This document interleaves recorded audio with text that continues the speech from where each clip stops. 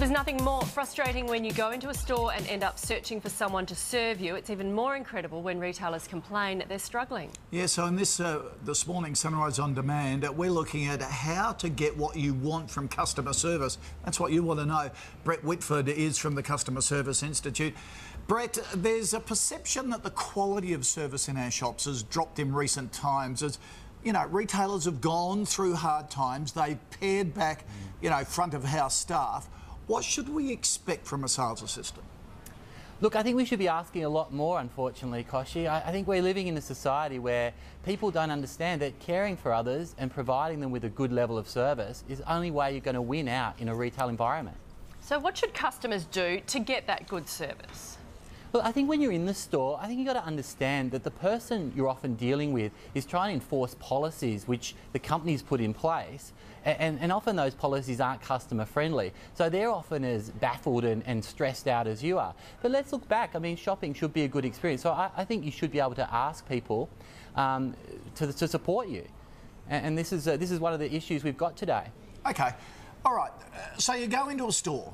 Okay, yes. that sales assistant has probably had some of their mates sacked because of the downturn, and the retailer is so concerned about profit that you can't make a decision. You can't do a deal. You can't do anything without referring it up further. So often it's not their fault.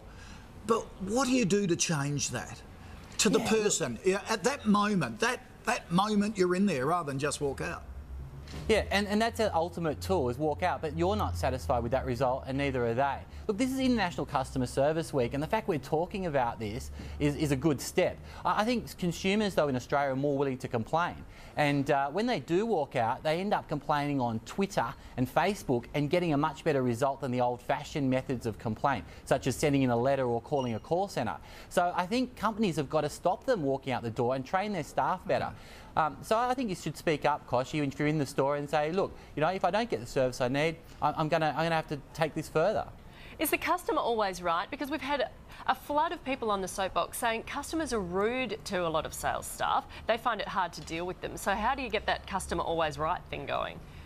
Yeah, look, I think the customer may not always be right, but they're always going to end up with, you can't win an argument with a customer.